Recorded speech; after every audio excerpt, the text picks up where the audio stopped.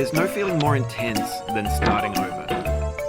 If you deleted your homework the day before it was due, as I have, or if you left your wallet at home and you have to go back after spending an hour in the commute, if you won some money at the casino and then put all your winnings on red but it came up black, if you got your best shirt dry cleaned before a wedding and then immediately dropped food on it, if you won an argument with a friend and then later discovered that they just returned to their original view, starting over is harder than starting up. If you're not ready for that, like if you've already had a bad day, then what you're about to go through might be too much. Feel free to go away and come back. I'll be here. Alright, thanks for coming with me on this trip. I'll understand if you have to take a break at any point. Just find a safe place to stop and quit the game. Don't worry, I'll save your progress, always, even your mistakes. This game is a homage to a free game that came out in 2002 titled Sexy Hiking. The author of that game was Jazor, a mysterious Czech designer who was known at the time as the father of B games. And B games are rough assemblages of found objects. Designers slap them together very quickly and freely, and they're often too rough and unfriendly to gain much of a following. They're built more for the joy of building them than as polished products. In a certain way, Sexy Hiking is the perfect embodiment of a B game. It's built almost entirely out of found and recycled parts, and it's one of the most unusual and unfriendly games of its time. In it, your task is simply to drag yourself up a mountain that give the game its flavor. No amount of forward progress is guaranteed. Some cliffs are too sheer or too slippery, and the player is constantly, unremittingly in danger of falling and losing everything. Anyway, when you start Sexy Hiking, you're standing next to this dead tree that blocks the way to the entire rest of the game.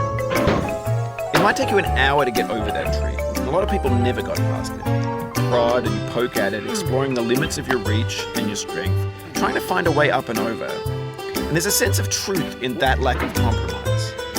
Most obstacles in video game worlds are fake. You can be completely confident in your ability to get through them once you have the correct method or the correct equipment or just by spending enough time. In that sense, every pixelated obstacle in Sexy Hiking is real.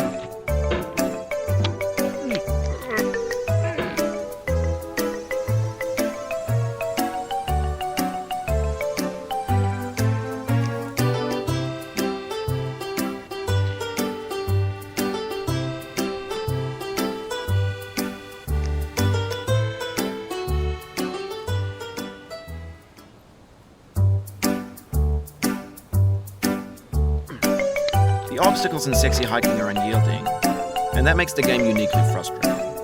But I'm not sure Jazzuo intended to make a frustrating game. The frustration is just essential to the act of climbing, and it's authentic to the process of building a game about climbing. A funny thing happened to me as I was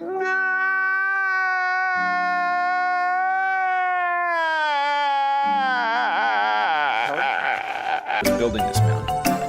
I'd have an idea for a new obstacle, and I'd build it, test it, and it would usually turn out to be unreasonably hard. But I couldn't bring myself to make it easier. It already felt like my inability to get past a new obstacle was my fault as a player rather than as a builder. Imaginary mountains build themselves from our efforts to climb them, and it's our repeated attempts to reach the summit that turns those mountains into something real.